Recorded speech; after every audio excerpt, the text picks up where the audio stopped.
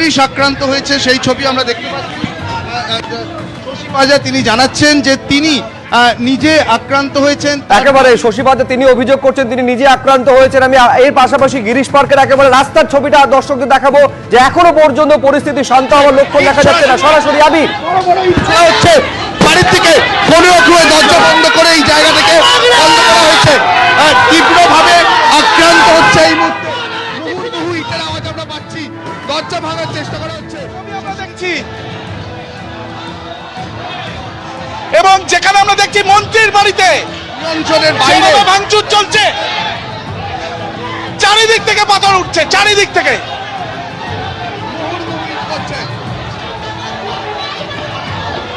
আমি পাশাপাশি দুটো ছবি আপনাদের দেখাচ্ছি। একদিকে শশী পাজার বাড়ির ভেতরের ছবি আপনারা দেখতে পাচ্ছেন, কোনোভাবে পুলিশ দরজা বন্ধ করে সেটা সামাল দেওয়ার চেষ্টা করছে। শশী পাজা বলছেন তিনি নিজে আক্রান্ত হচ্ছেন, বাইরেও মুহুর্মুহু ইট পাথর ছোড়াছুড়ি চলছে, পুলিশ আধিকারিক তিনি আক্রান্ত হয়েছে। ওয়াকফকে নিয়ে যখন সাধারণ মানুষের বাড়িকে আক্রমণ করা হচ্ছিল তখনও পুলিশ দরজা লাগাচ্ছিল, আর আজ মন্ত্রীর বাড়িতে যখন অ্যাটাক করা হয়েছে তখনও পুলিশ দরজা লাগাচ্ছে। এখানে কোয়েশ্চেন হচ্ছে এটা যে মন্ত্রীর বাড়ি পর্যন্ত রক্ষা করতে পারলো না পুলিশ, নাকি এটাই পরিবর্তনের লক্ষণ? সমস্ত খবরের ডিটেলসে যাওয়ার আগে নমস্কার, আমি অদ্বিতীয়া রয়। আজকে আবার চলে এসেছি আমার ছোট্ট ইউটিউব চ্যানেল সঙ্গে অদ্বিতীয়ায়। আপনাদের সকলকে প্রণাম ও ভালোবাসা জানিয়ে আজকের লাইভ আমি এখান থেকে শুরু করব। আমি শুরুতেই বলবো যে প্রধানমন্ত্রী নরেন্দ্র মোদীর কলকাতায় পা রাখার আগে থেকেই শুরু হয়ে গেছিল তৃণমূল কংগ্রেসের বেশ কিছু কর্মীদের গো ব্যাক স্লোগান দেওয়া এবং বিভিন্ন কার্যকলাপ করা, যেটা সম্পর্কে আপনারা মোটামুটি জানেন। আজ তো ভয়ঙ্কর ঘটনা ঘটে গেল, যেখানে দেখা গেল যে মন্ত্রীর বাড়িতে অ্যাটাক করে ফেলেছে কে? তো বিজেপির সমর্থকরা ফেলে মেরেছে পুলিশকে, দরজা ভাঙার চেষ্টা করেছে, ইট মেরেছে, পাথর মেরেছে। মারদাঙ্গাকে সমর্থন করি না, কিন্তু কেন মেরেছে এটাও আপনাদেরকে জানতে হবে। জানা যাচ্ছে যখন গিরিশ পার্ক দিয়ে বিজেপির সমর্থকরা মিছিল করে যাচ্ছিলেন তখন প্রথমেই নাকি সেই মিছিলে ইট ছোড়ে তৃণমূল কংগ্রেস সমর্থকরা। আর এটা অবিশ্বাস করার মতো ঘটনা নয়, কারণ তৃণমূল কংগ্রেস বহুবার দেখিয়েছে যে তারা বিজেপির মিছিলে ইট ছোড়ে, তারা রামনবমীর মিছিলে ইট ছোড়ে, পাথর ছোড়ে, ঝামেলা অশান্তি সৃষ্টি করার চেষ্টা করে, গো ব্যাক স্লোগান দেয়। তো সেম ভাবে জানা যাচ্ছে যে যখন বিজেপির সমর্থকে বিজেপির কর্মীরা মিছিল করে গিরিশ পার্কের সামনে দিয়ে যায় তখন সেখানে প্রথমে তৃণমূল কংগ্রেসের দিক থেকে ইট ছোড়া হয়, এবং সেটি ছোড়ার পর হয়তো তৃণমূল কংগ্রেসের ভেবেছিলেন কর্মীরা যে এরা তো কাপুরুষ, পালিয়ে যাবে, এর ভয় পেয়ে যাবে, এরা তো আর থোড়ি 2021 সাল থেকে এদেরকে মারছি, এদের প্রতিক্রিয়া থোড়ি আসতে পারে, এরকম হয়তো কিছু মেবি ভেবেছিলেন। কিন্তু এ তো পুরো ঘুরে গেল। সেই কথাই আছে না যে জিন্দগি বদল গেই, জজবাত বদল গেই। ভাই, অবাক করা বিষয়ে বিজেপির কর্মী সমর্থকরা বলতে পারেন একত্রিত হয়েছেন, তারা একবদ্ধ হয়ে পুরো সবাই এক জায়গায় মিলিত হয়ে তারা হে হে হে হে রেড়ে রেড়ে করে ঝাঁপিয়ে পড়ে তৃণমূল কংগ্রেসের কর্মীদের ওপর। যেমন তারা ইট পাটকেল ছুঁড়েছে তৃণমূল কংগ্রেস, তেমনই ছুঁড়েছে বিজেপির সমর্থকরা। এবং এই ইট পাটকেল ছোড়ার মধ্যে পুলিশের ভূমিকা কি ছিল? তো পুলিশ তো তৃণমূল কংগ্রেসকেও প্রথমে কিছু বলেনি, আর যখন দু তরফে অশান্তি বেড়ে যায় তখনও পুলিশ কিছু বলতে পারছে না। মাঝখান থেকে যেটা ঘটলো সেটা হচ্ছে জখম হয়ে গেলেন বউবাজারের ওসি, যার নাম হচ্ছে বাপ্পাদিত্য নস্কর। ওনার গায়ে নাকি ইট পড়ে যায়। এবার টিএমসির দিক থেকে ইট মারা হয়েছে নাকি বিজেপির দিক থেকে, যাই হোক না কেন ওসির গায়ে ইট পড়ে। সেখানেই বিজেপির সমর্থকরা থেমে থাকেননি, তারা আরো বেশি করে একত্রিত হয়ে মন্ত্রী শশী পাজার বাড়িতে ইট পাটকেল ছোড়া শুরু করে। এবার এখান থেকে বোঝা যাচ্ছে, দেখুন বিষয়টাকে সমর্থন করার নেই, কিন্তু রাগ কতটা রয়েছে মানুষের এবং কতটা রেগে গিয়ে তারা অ্যাটাক শুরু করেছে। তো করেছে টিএমসি কর্মীকে সাইড করে মন্ত্রীর বাড়িতে ডিরেক্টলি অ্যাটাক করে দিয়েছে। তাহলে এখান থেকে বুঝতে হবে পরিস্থিতি 2021-এর মতো নয়, পরিস্থিতি পরিবর্তন হয়েছে। মার খেতে খেতে বিজেপির কর্মীদেরও দেয়ালে পিঠ ঠেকে গেছে, তাদের সংগঠনও মজবুত হয়েছে, সমর্থকও বেড়েছে, যার জন্য এতটা সাহস এসেছে যে মন্ত্রীর বাড়িতেই ডিরেক্টলি অ্যাটাক করে দিয়েছে যে ভাই তোদের এই সমস্ত যে গো ব্যাক স্লোগান দেওয়া এবং এই টিএমসির যে চাঙ্গু পাঙ্গুকে পুষে রাখা হয়েছে এদেরকে সামলাতে হবে, না সামলালে এইরকম ভাবেই মন্ত্রীর বাড়িতে অ্যাটাক হবে। কারণ যত ডেভেলপমেন্ট তা কিন্তু কলকাতা কেন্দ্রিক হয়ে গেছে। আর এইবার তো কলকাতায় বাইরে পশ্চিমবঙ্গ এদিক ওদিক এরিয়া থেকে লোকজন এসেছে, মানে শুধুমাত্র কলকাতার লোক তো নয়, পশ্চিমবঙ্গের যে সমস্ত আশেপাশের এরিয়া রয়েছে সেখান থেকে লোকগুলি এক জায়গায় হয়েছেন প্রধানমন্ত্রীর সভাতে যাবেন বলে।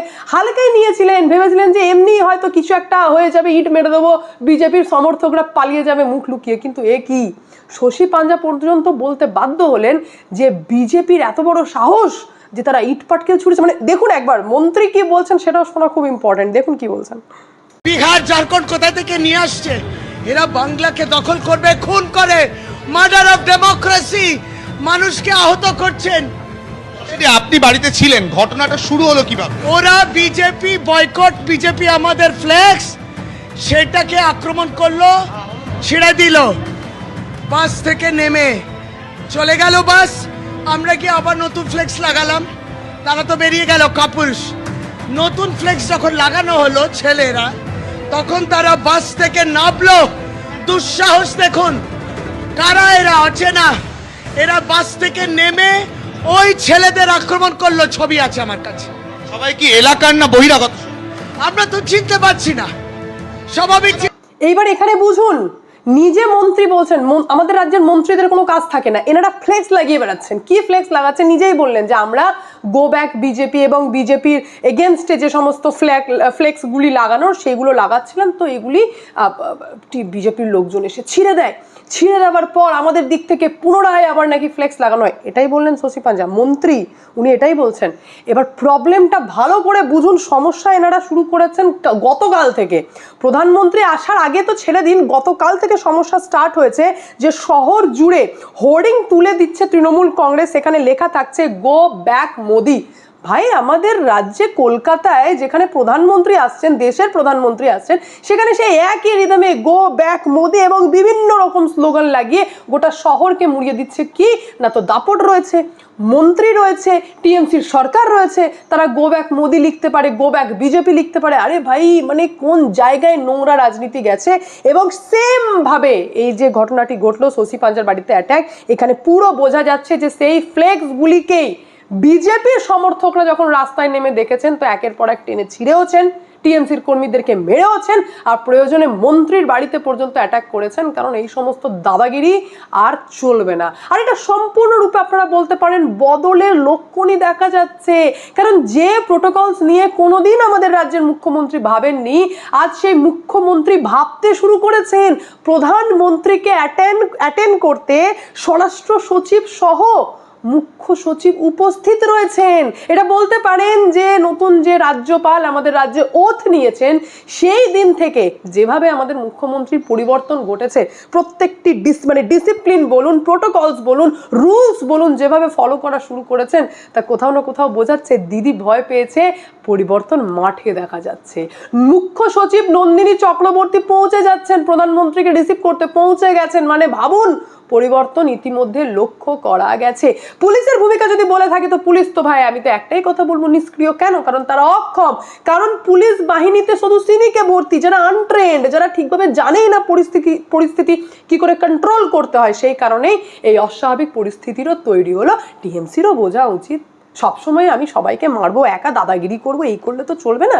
সবাইকে রাজ্যে নিজের মতো মুখ খোলার মতো অপশন দিতে হবে। ইট মারবো, ছুঁড়ে মেরে দেবো, শেষ করে দেবো, এই সমস্ত থেকে বাইরে বেরিয়ে নর্মাল রাজনীতির দিকে যাওয়াটাই উচিত বলে আমি মনে করি। কিন্তু খবর আমি এখানেই শেষ করব না, আমি বড় খবর আপনাদেরকে এটা দেব যে এইবার জাতীয় নির্বাচন কমিশন বড় পদক্ষেপ নিয়েছেন বোরখা ভোটারদের প্রতি। মানে ভালো করে বুঝে নিন, জাতীয় নির্বাচন কমিশন পরিষ্কারভাবে জানিয়ে দিয়েছেন যে যেভাবে এখানে বোরখা পরার একটা প্রচলন রয়েছে, বোরখা পরা তো বন্ধ করা যাবে না, কিন্তু বোরখার আড়ালে কে ভোট দিচ্ছে এটা জানাটা প্রয়োজন এবং এটা অধিকার যে বোরখার আড়ালে কে ভোট দিচ্ছে।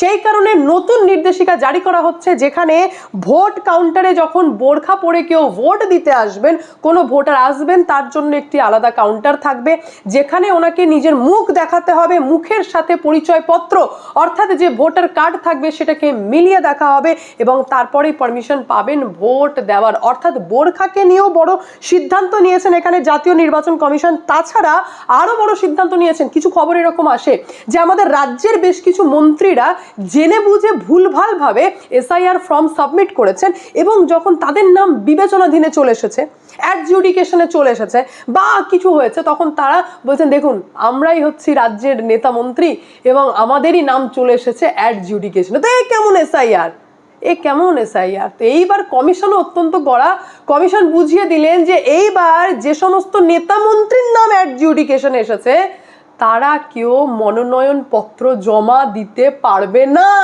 এবার ভাবুন কেমন বাস দিয়েছেন নির্বাচন কমিশন, পরিষ্কারভাবে জানিয়ে দিয়েছেন ভাই আমি তো বলিনি তোমাদেরকে ভুল ডেটা এন্ট্রি করতে, তোমাদের প্রবলেম তোমরা বুঝে নাও। যে সমস্ত নেতা মন্ত্রীর নাম অ্যাডজুডিকেশনে এসেছে, বিবেচনাধীনে এসেছে, তারা কেউ মনোনয়ন পত্র জমা দিতে পারবে না। তার মানে কত বড় বাস একবার ভেবে দেখুন, যে টিকিট পর্যন্ত পাবেন না, ভোটে দাঁড়াতে পর্যন্ত পাবেন না, তো নেতাগিরি ফলাবেন কিভাবে? ভারী বিপদে ফেলে দিয়েছে জাতীয় নির্বাচন কমিশন। তো এই সমস্ত মধ্যে আমার নজর কিন্তু টিকে রয়েছে এখন ব্রিগেডের দিকে।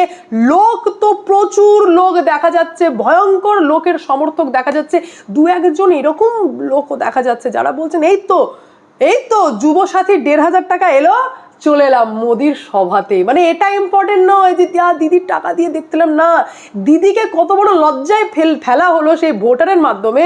সেই সাধারণ মানুষ বুঝিয়ে দিলেন যে যতই তুমি ভাতা দাও, যতই তুমি লক্ষ্মী ভান্ডার দাও, সে তো আমারই টাকা, সেই টাকা আমি নিলাম, আপনার কাছ থেকে আমি টাকাও নেব, আর মোদিকে সমর্থন করতে আমি মাঠেও আসবো। এই ভয়ঙ্কর পরিবর্তন লক্ষ্য করা যাচ্ছে। বাকি প্রধানমন্ত্রী আসতে দেরি, এবং তারপর কি হয় বিস্তারিত রিপোর্ট জানতে অতি অবশ্যই চোখ রাখতে হবে আপনাদেরকে আমার এই ছোট্ট ইউটিউব চ্যানেলে। তো অতি অবশ্যই দেখা হচ্ছে নেক্সট ভিডিওতে। ভালো থাকবেন, সুস্থ থাকবেন, সঙ্গে অদ্বিতীয়া চ্যানেলকে অতি অবশ্যই সাবস্ক্রাইব করবেন, কারণ একটাই, যা হবে স্পষ্ট হবে।